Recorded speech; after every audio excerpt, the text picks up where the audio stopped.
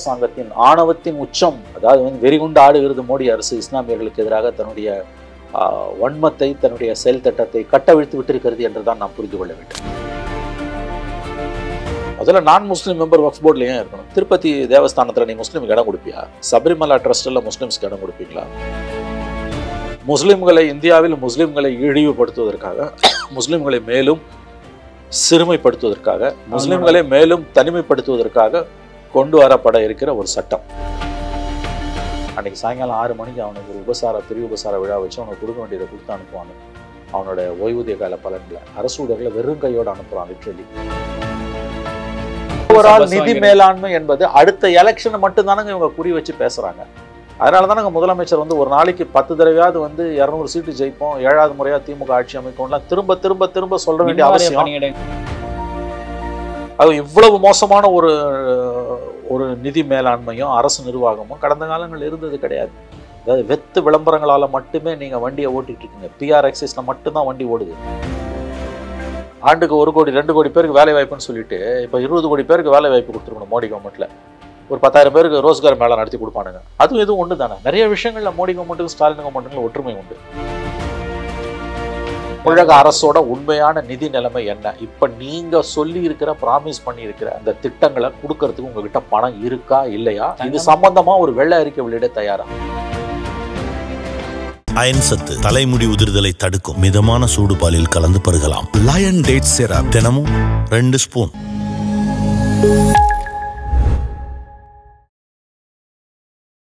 Okay sir, இப்போ வந்து பார்த்தீங்கன்னா மத்திய அரசு வந்து வக்ஃப் சட்டத்தில் நாடாளுமன்ற கூட்டுக்குழு சொன்ன பெரும்பாலான ஒரு ரெக்கமெண்டேஷன்ஸ் எடுத்துக்கல, 14 விஷயங்களை மட்டும் மாற்றுறேன் அப்படின்னு சொல்லியிருக்காங்க. இந்த விஷயம் எப்படி போய்? இது ரொம்ப அபத்தமானதுங்க. ஜேபிசியோட முடிவுகள் வந்து வழக்கமாக ஒருமித்ததாக இருக்கும். ஒரு விஷயத்தை ஏன் ஜேபிசிக்கு அனுப்புகிறாங்கன்னா, நாடாளுமன்றத்தில் வந்து மத்திய அரசுக்கு மெஜாரிட்டி இருந்தாலும் நிறைய விஷயங்களை வந்து அயன் அவுட் பண்ண வேண்டியிருக்குது, சார்ட் அவுட் பண்ண வேண்டியிருக்குது. அதனால் வந்து நம்ம வந்து இப்போ ஜாயின்ட் பார்லிமெண்ட்ரி கமிட்டிக்கு அனுப்பணும்னா அங்கே எதிர்கட்சிகளுக்கும் ஆளுங்கட்சிக்கும் இடையில் வந்து ஒரு விதமான ஒத்திசைவு ஏற்படும். நான் கொஞ்சம் இறங்கி வரேன், நீ கொஞ்சம் ஏறி வா. எதிர்கட்சிகள் ஏறி வருவாங்க, ஆளும் கட்சி இறங்கி வரும். எதிர்கட்சிகள் ஒரு 6 விஷயத்தை விட்டு கொடுப்பாங்க, ஆளுங்கட்சி ஒரு 4 விஷயத்தை விட்டு கொடுக்கும். ஒரு கன்சென்சஸ் வரும். இப்படி தான் கடந்த காலங்களில் ஜேபிசிக்கு போன விஷயங்கள்லாம் வந்து செயல்படுத்தப்பட்டிருக்கு. ஆனால் மெஜாரிட்டி இருக்குன்ற ஒரே காரணத்துக்காக ஆணவத்தின் உச்சாணி கொம்பில் நின்று கொண்டு மோடி அரசு இறங்கி வர மறுத்ததோடு இல்லாமல், எனக்கு தெரிஞ்சு நான் பார்த்த வரையில் ஜேபிசியிலேருந்து உறுப்பினர்களை சஸ்பெண்ட் பண்ணுறதுலாம் நடந்ததே கிடையாது. ஏன்னா அது வந்து ஒரு எல்டர்ஸ் ஹவுஸ், ராஜ்யசபா மாதிரி. அது லோக்சபாவில் சஸ்பெண்ட் பண்ணுற மாதிரி சாதாரணமாக ராஜ்யசபாவில் பண்ண மாட்டாங்க. ஜேபிசியில் தானே சஸ்பெண்டே பண்ண மாட்டாங்க. ஜேபிசின்றது வந்து பார்லிமெண்ட்ரி ப்ரொசீஜர் கிடையாது, அது ஒரு இன்ஹவுஸ் ப்ரொசீஜர். அது வந்து ஒரு ஃப்ரெண்ட்லியான ஒரு அட்மாஸ்பியரில் பேச்சுவார்த்தை மூலமாகவே தீர்த்துக்கணும். ஏன்னா லோக்சபாவில் பேச முடியாது, அவங்கவுங்க பேசுவாங்க, ஒருத்தருக்கு ஒருத்தர் பேசிக்க முடியாது. நீங்களும் நானும் பேச அதான் இப்போ பார்லிமெண்ட்ல வந்து ஒவ்வொரு உறுப்பினரும் தான் கருத்தை தெரிவிப்பாரு. ஆனால் ஆளுங்கட்சியும் எதிர்கட்சியும் கலந்து பேச மாட்டாங்க. அதற்கான ஃபாரம் வந்து ஜேபிசி. அதுக்காக தான் ஜேபிசிக்கு அனுப்புகிறோம். ஜேபிசியில் போகும்போது நான் சொல்கிற மாதிரி மறுபடியும் சொல்கிறேன், எதிர்கட்சிகள் வந்து ஏறி வருவாங்க, ஆளுங்கட்சி இறங்கி வரும். எதிர்கட்சிகள் 6 விஷயத்தை விட்டு கொடுப்பாங்க 10க்கு, ஆளுங்கட்சி 10க்கு 4 விஷயத்தை விட்டு கொடுக்கும். ஒரு ஒப்பந்தம் வரும், செயல்படுத்திடுவாங்க. ஏன்னா ஒருமித்த கருத்தின் அடிப்படையில் குறிப்பாக முக்கியமான விஷயங்கள்.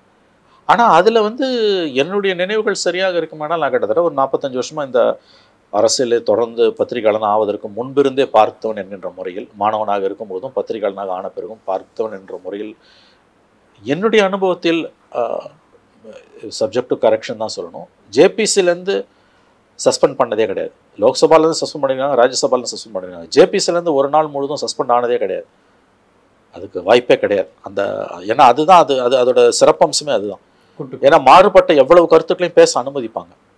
இங்கே சுத்தமாக பேச அனுமதிக்காமல் 10 உறுப்பினர்களையும் தூக்கி வெளியில் போட்டிருக்காங்கன்றது வந்து மோடி அரசு எந்த ஒரு மோதல் போக்கை கடைப்பிடிக்கிறதுன்றதுக்கு தெரிய வரும்.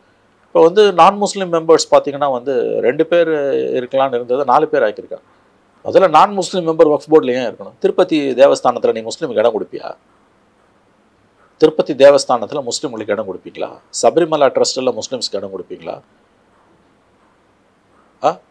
இதுக்கு போகிறாங்க, மானசரோவருக்கு இதுக்கு போகிறாங்க, புனித யாத்திரை போகிறாங்க, பத்ரிநாத் கேதார்நாத்துக்கு போகிறாங்க. அதை நிர்வகிக்கக்கூடிய குழுக்களுக்கு இஸ்லாமியர்களுக்கு இடம் கொடுக்குறியா? அப்போ இது வந்து அவர்களுடைய சொத்து, அவர்களுடைய சொந்த பணத்துலேருந்து அவங்க ஏர்ன் பண்ண ப்ராப்பர்ட்டிஸை அந்த சமூக நலனுக்காக அவங்க கொடுக்குறாங்க. அதில் ஊழல் இல்லாமல் பார்த்து கொள்வது தான் அரசாங்கத்தோட வேலையை ஒழிய அவங்களோட உரிமையில் தலையிட்டு இப்போ வக்ஃப் போர்டில் போய் நான் முஸ்லீமை போடுறேன்னா திருப்பதி தேவஸ்தானத்துலேயும் நான் ஹிந்துஸை போடணும். இன்னொன்றுங்க, எதிர்கட்சிகளோட எல்லா திருத்தங்களுமே நிராகரிக்கப்பட்டிருக்கு. ஆளுங்கட்சியோட எல்லா திருத்தங்களும் ஏற்கப்பட்டிருக்கும். அது என்ன ஆளுங்கட்சியோட திருத்தங்களில் முக்கியமானது, 2 முஸ்லீம் மெம்பரை 4 பேர் ஆக்கணுன்றோம். அவன் ஒரிஜினல் பில்லில் 2 பேர் தான் இருக்குது, 4 பேர் நான் ஹிந்துஸ் நான் முஸ்லீம்ஸ். அதுக்கான தேவை என்ன இருக்கு? அது முஸ்லீம்ஸ் ஒட்டு மொத்தமாக இந்த வக்ஃப் போர்டு சட்டத்தோட நோக்கம், குறிப்பாக ஜேபிசியில் இது நடந்த அட்டுழியங்கள், இப்போ கிடைக்கக்கூடிய தகவல்களின் அடிப்படையில் ட்ரிக்கிள் டவுன் கசிந்து கொண்டிருக்கக்கூடிய தகவல்களின் அடிப்படையில் பார்க்கும்பொழுது பச்சையாக தெரியுது. இது வந்து இந்தியாவில் முஸ்லீம்களை இழிவுபடுத்துவதற்காக, முஸ்லீம்களை மேலும் சிறுமைப்படுத்துவதற்காக, முஸ்லீம்களை மேலும் தனிமைப்படுத்துவதற்காக கொண்டு வரப்பட இருக்கிற ஒரு சட்டம்.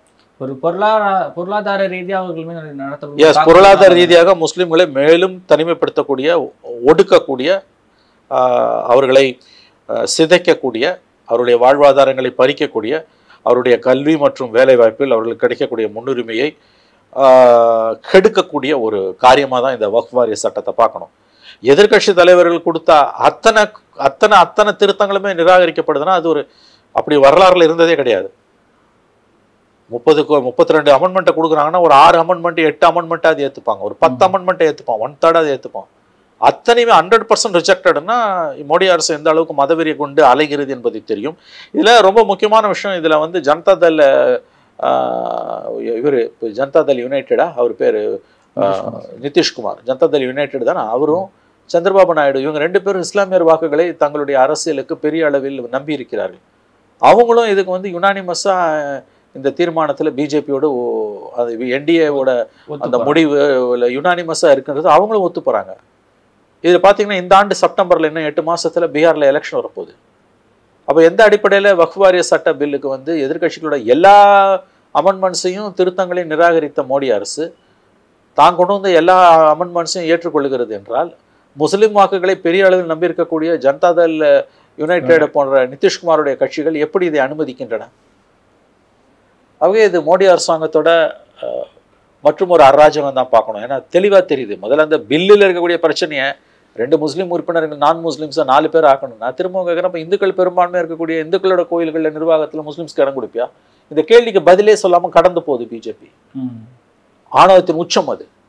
இது வக்ஃப் வாரிய சட்டம் என்பது இஸ்லாமியர்களை இழிவுபடுத்துவதற்காக, இந்தியாவில் முஸ்லீம்களை மேலும் தனிமைப்படுத்துவதற்காக, இந்தியாவில் முஸ்லீம்களை மேலும் சிறுமைப்படுத்துவதற்காக மோடி அரசு கொண்டு வர உத்தேசித்திருக்கிற ஒரு சட்டம் இது.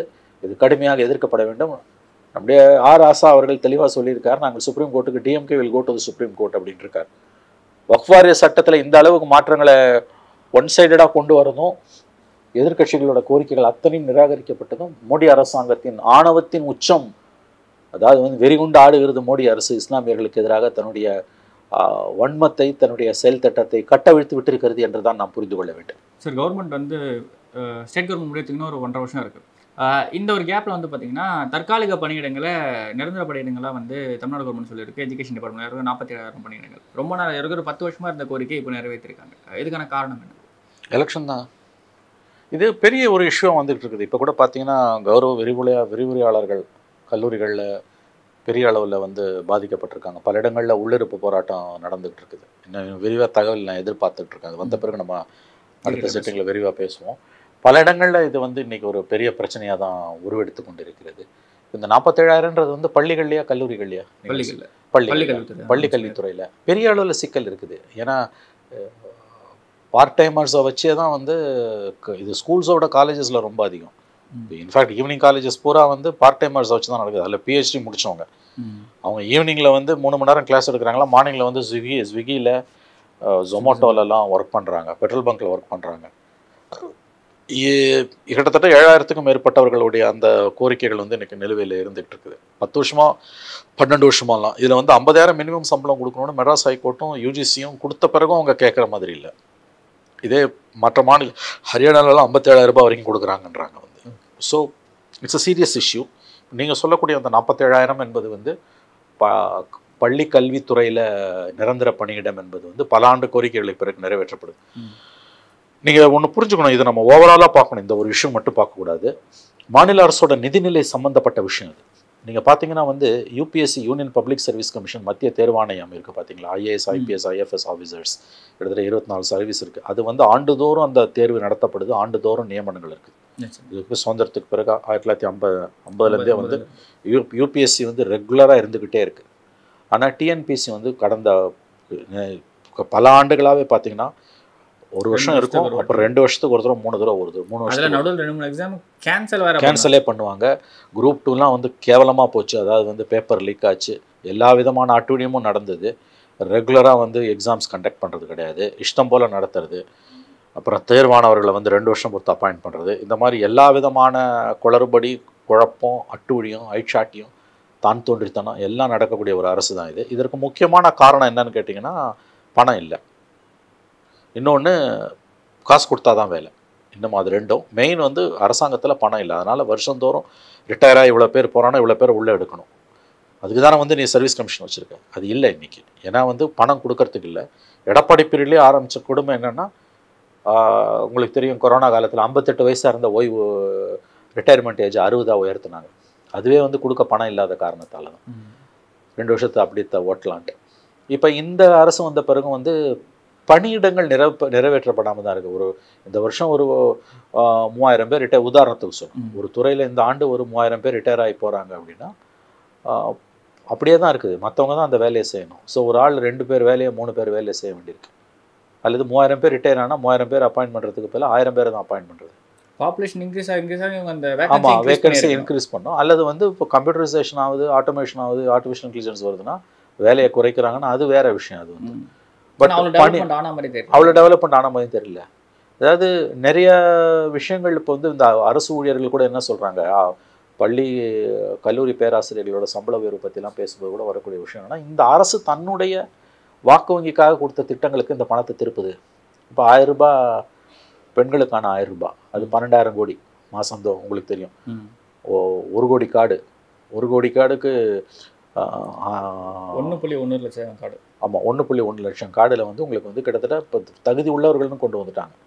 ஸோ இப்போது 1 கோடி × 1000ன்னா எவ்வளோ வரும் உங்களுக்கு வந்து 1000 கோடி. 12 மாதத்துக்கு 12,000 கோடி. அப்புறம் தவப்புதல்னு தமிழ் புதல்வன் திட்டம் கொண்டு வந்தாங்க.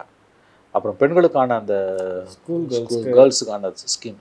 இதெல்லாம் வந்து உங்களுக்கு இப்போ இந்த பணம் வந்து உங்களுக்கு வந்து எங்கேருந்து வருதுன்னு கேட்டிங்கன்னா, இந்த மாதிரி ஓய்வூதியங்களுக்கு கொடுக்க வேண்டிய அரசு ஊழியர்களுடைய ஊதிய உயர்வுக்கு கொடுக்க வேண்டிய பணம் அங்கே திருப்பப்படுது. அதை தான் அவங்க கேட்குறாங்க. போக்குவரத்து தொழிலாளர்களோட ரொம்ப முக்கியமான ஒரு வார்னிங் என்னன்னு கேட்டிங்கன்னா, திரும்பவும் சொல்கிறேன் நான், ஒரு சின்ன நிறுவனத்தில் ஒருத்தன் 30 வருஷம் 35 வருஷம் ஒர்க் பண்ணிவிட்டு 60 வயசில் ரிட்டையர் ஆகி போகிறான்னா, அன்றைக்கி சாயங்காலம் 6 மணிக்கு அவனுக்கு ஒரு பெரிய உபசார விழா வச்சு அவனுக்கு கொடுக்க வேண்டியதை கொடுத்து அனுப்புவாங்க. அவனோட ஓய்வூதிய கால பலன்களை அரசு ஊழியர்களை வெறும் கையோடு அனுப்புகிறான். லிட்ரலி அரசு ஊழியர்கள் என்ன சொல்கிறாங்கன்னா, நல்லா கவனிக்கணும், அவங்க சொல்கிறாங்க இப்போ எங்களுக்கு நடக்குது, அதாவது போக்குவரத்து கழகங்களுக்கு, நாளைக்கு அரசு ஊழியர்கள் மெயின் கவர்மெண்ட் எம்ப்ளாயிஸ் இருக்காங்கல்ல, அவங்களுக்கு இதான் நடக்க போகுது. ஏன்னா இப்போ நிதி மேலாண்மை என்பது ரொம்ப மோசமாக இருக்குது. இந்த பணம் வந்து போக்குவரத்து ஊழியர்கள் என்ன சொல்கிறாங்க, எங்களுக்கு வர வேண்டிய பணம் வேறு இடங்களுக்கு திருப்பப்படுதுன்றாங்க. குறிப்பாக இந்த ஃப்ரீ பஸ் போக்குவரத்து துறை ரொம்பவே பாதிக்கப்பட்டிருக்கு. அப்போ ஓவரால் நிதி மேலாண்மை என்பது அடுத்த எலெக்ஷனை மட்டும்தானங்க இவங்க குறி வச்சு பேசுகிறாங்க.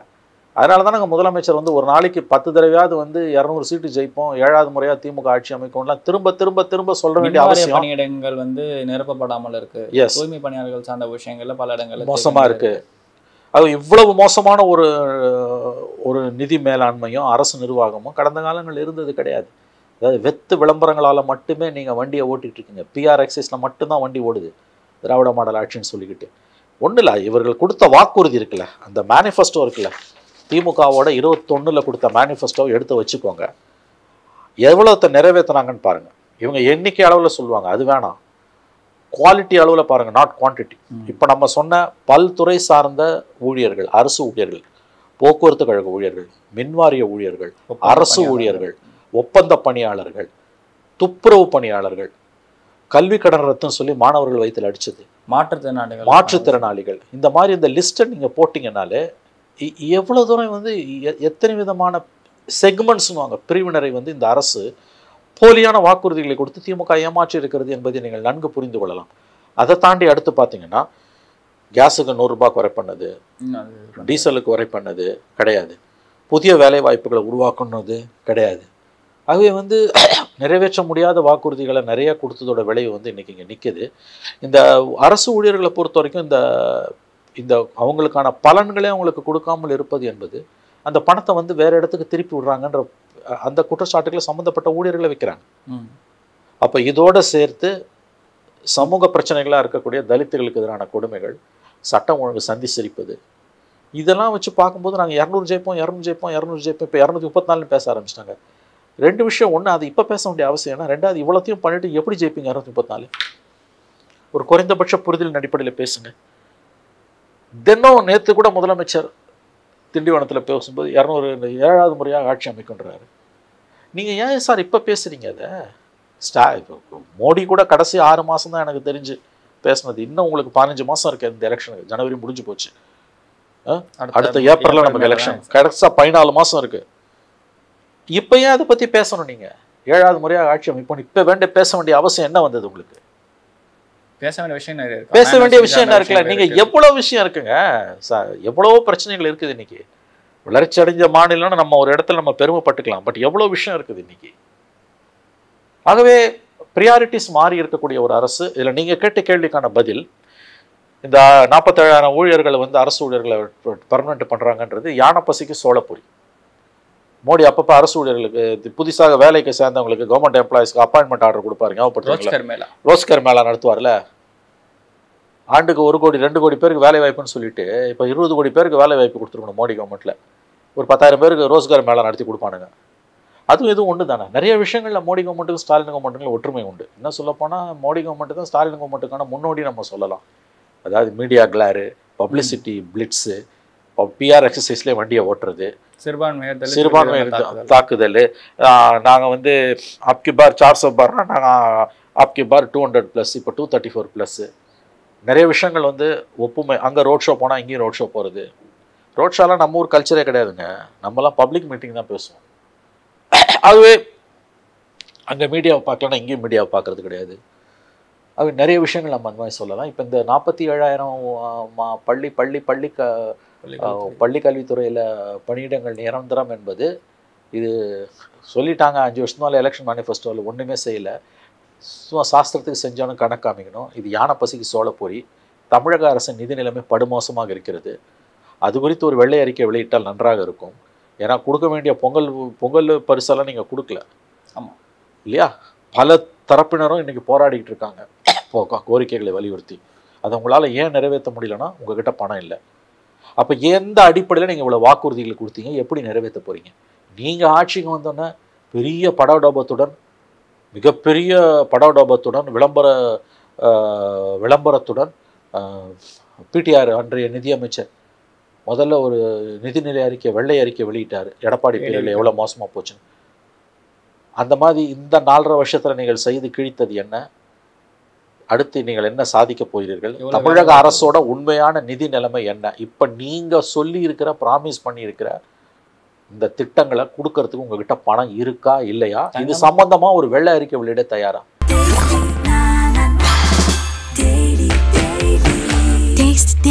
Taste the Daily.